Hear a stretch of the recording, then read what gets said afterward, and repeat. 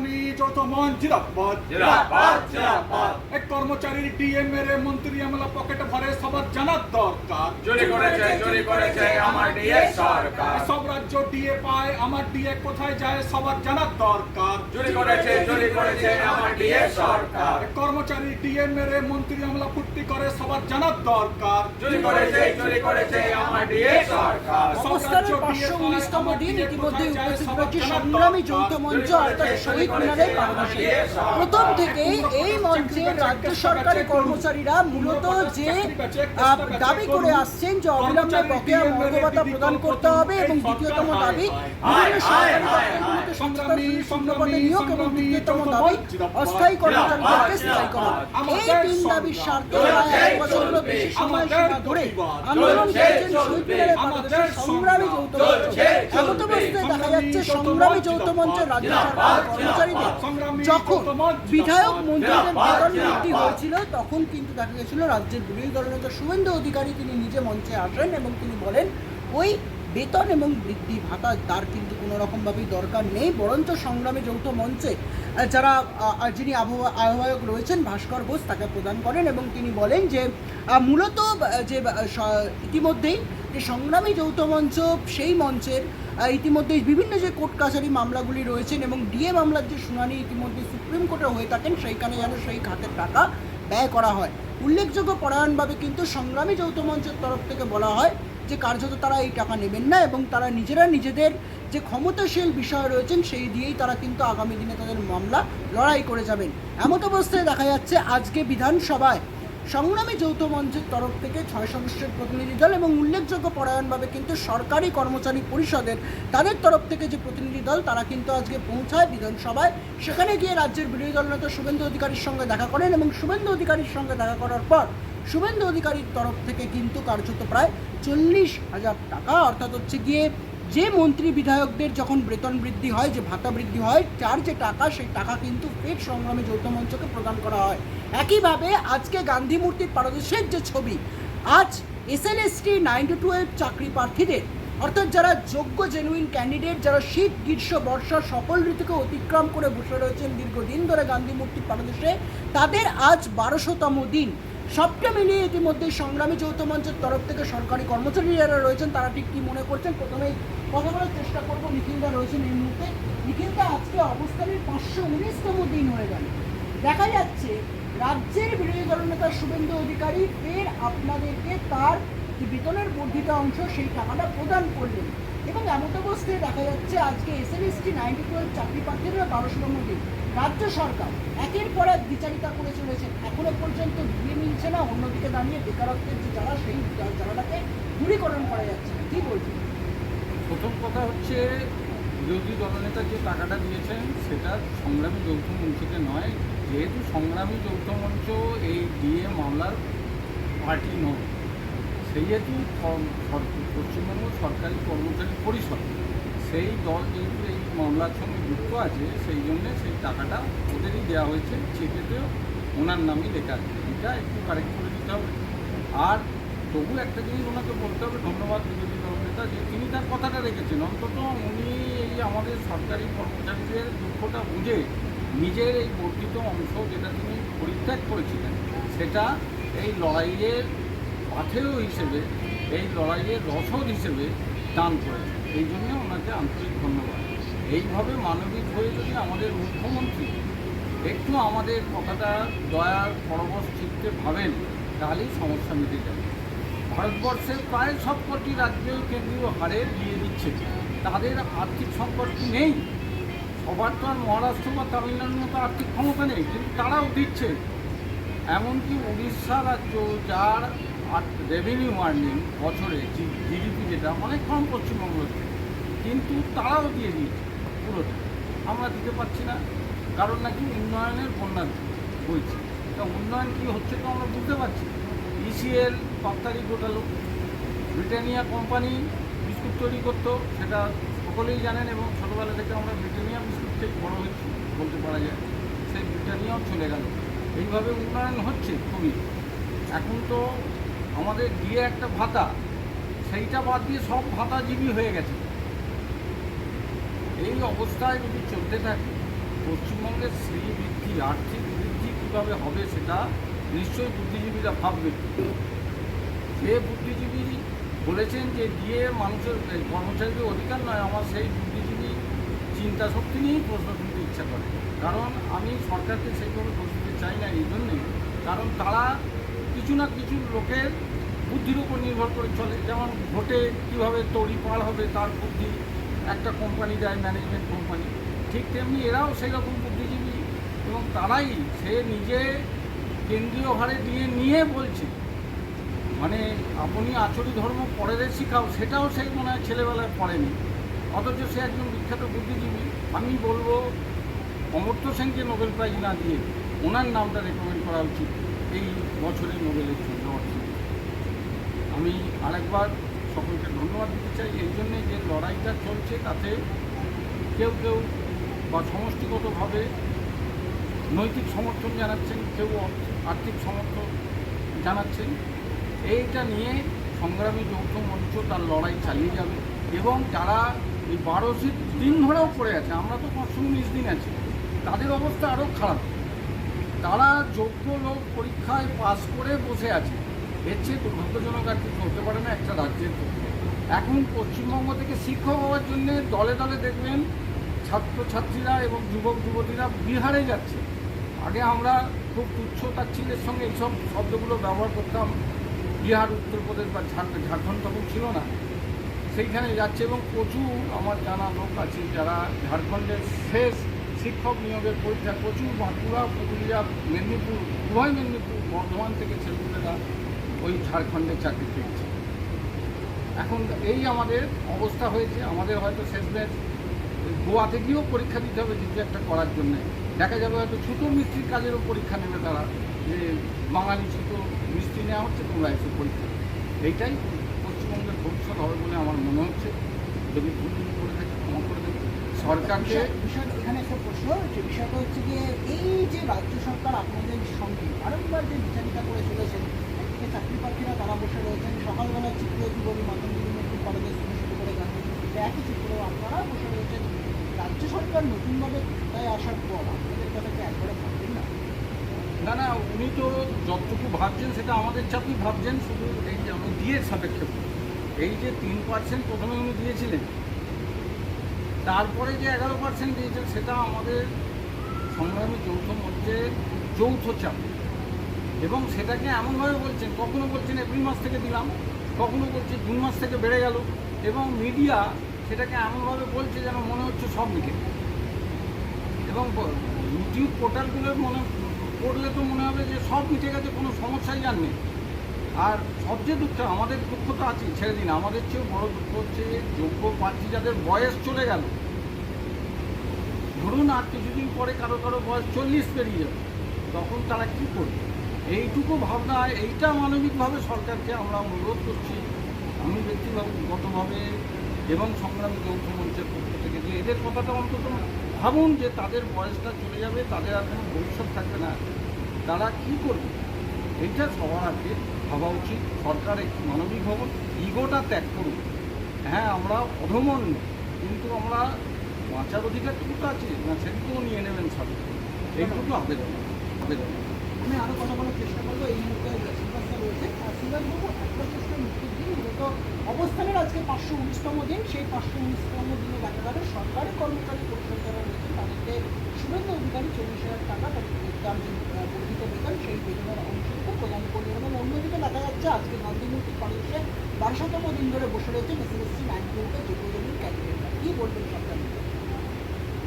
দেখুন, আমরা সরকারি কর্মচারী সরকারের কাছে বার্তা দিতে চেয়েছিলাম যে আমাদের যে ষষ্ঠ বেতন কমিশন হয়েছে, সেই ষষ্ঠ বেতন কমিশনে আমাদের মহার্ঘ ভাতা সম্পূর্ণভাবে সরকার বন্ধ করে রেখেছেন। এখনও পর্যন্ত যেটুকু দিয়েছেন খুবই কম দিয়েছে।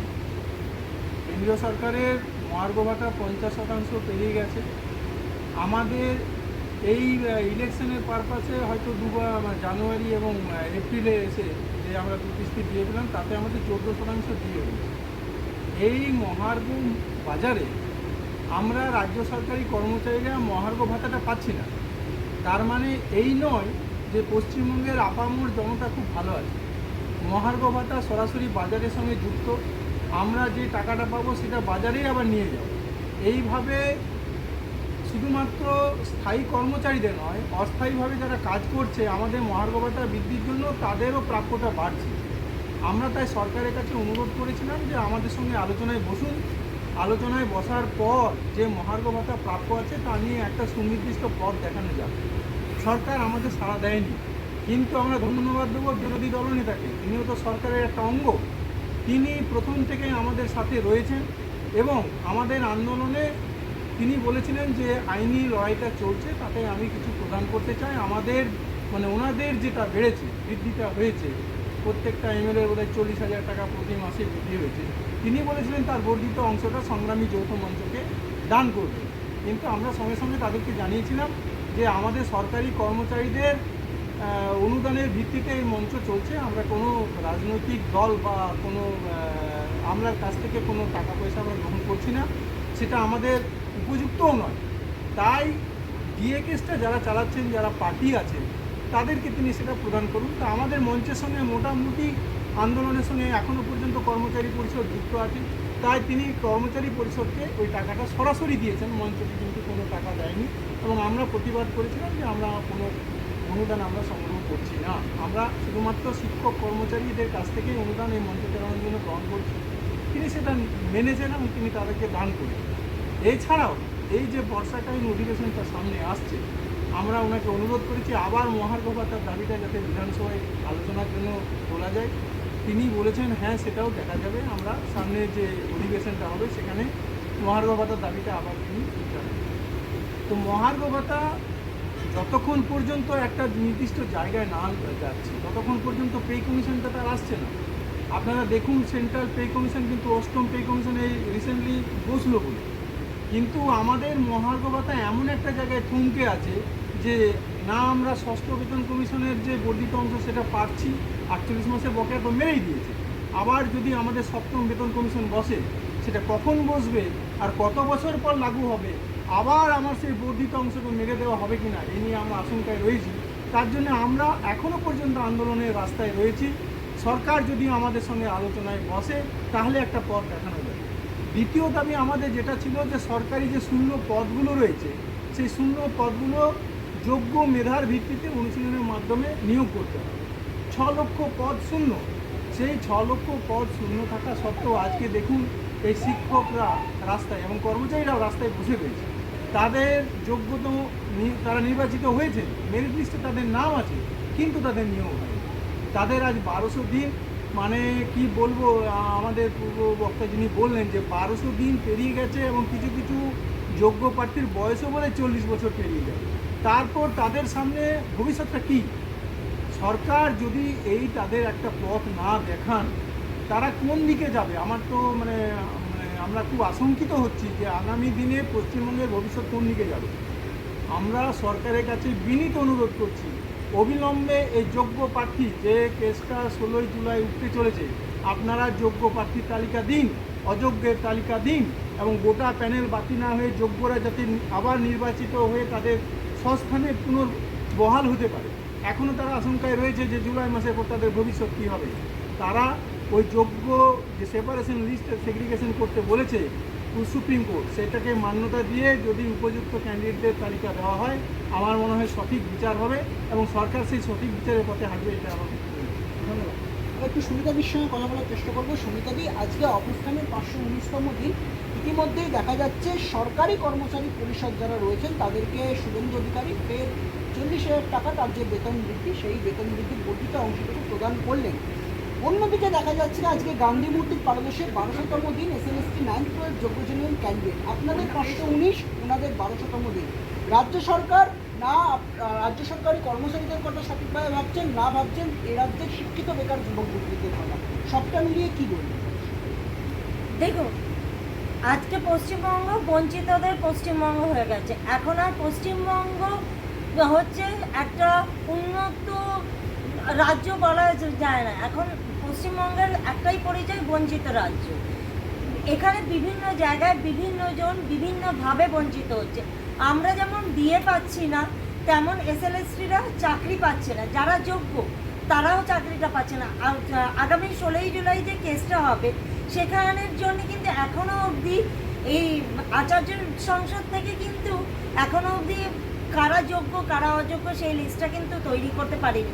তো যারা SLST কর্মচারীরা আছে তারা কিন্তু এখনো তাদের ভবিষ্যৎটা অনিশ্চিত।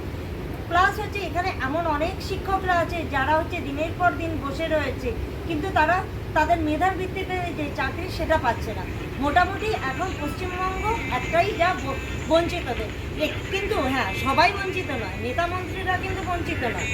নেতা মন্ত্রীরা বঞ্চিত নয়, তার কারণ হচ্ছে দিদি তাদের মাথায় হচ্ছে সুন্দর করে নিজের আঁচলটা দিয়ে রেখেছে, মমতার ছায়াটা দিয়ে রেখেছে, কিন্তু সেই মমতার ছায়াটা আমাদের মাথায় কবে আসবে সেটাই হচ্ছে এখন বড় প্রশ্ন। ধন্যবাদ। আমি একটু অশোকবাবুর সঙ্গে কথা বলার চেষ্টা করি। অশোকবাবু, আজকে অবস্থানের 519তম দিন।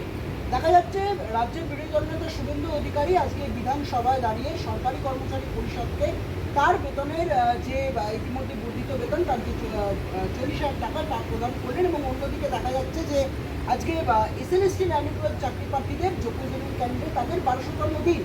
সবটা মিলিয়ে কীভাবে দেখছেন? আগামী দিনে কি এদেরকে সঙ্গে করে আরও বৃহত্তর আন্দোলন করবেন সংগ্রামী যৌথ মঞ্চ? বিরোধী দলনেতা সত্যি মানবিক মুখ দেখিয়েছেন। উনি ওনার বর্ধিত বেতনটা সরকারি কর্মচারীদের যে বিয়ের দাবি ছিল উনি সেখানে দিয়ে দিয়েছেন। আমরা অপেক্ষায় রয়েছি কবে বর্তমান রাজ্যের শাসক দলের যা বিধায়করা রয়েছেন তারা তাদের বর্ধিত টাকাটা দিয়ে আমাদের সহযোগিতা করবে, কিন্তু বিন্দুমাত্র তাদের সেই সদিচ্ছা আমরা দেখতে পাচ্ছি না। বরং দেখতে পাচ্ছি পুরো পশ্চিম বাংলাকে পেছনের সারিতে ঠেলে ফেলে দিচ্ছেন। আজকে সব জায়গায় চারিদিকে মানুষ হাহাকার করছে, মানুষ তার দাবি নিয়ে ধর্মতলাকে ধর্ণাতলায় পরিণত করে দিয়েছে। কেন্দ্র সরকার পে কমিশন বসাতে চলেছে খুব তাড়াতাড়ি, যেটা 2026 সালের 1 জানুয়ারি থেকে লাগু হয়ে যাবে। অথচ পশ্চিমবাংলায় এখনও পর্যন্ত মাত্র 14% দিয়ে চলছে।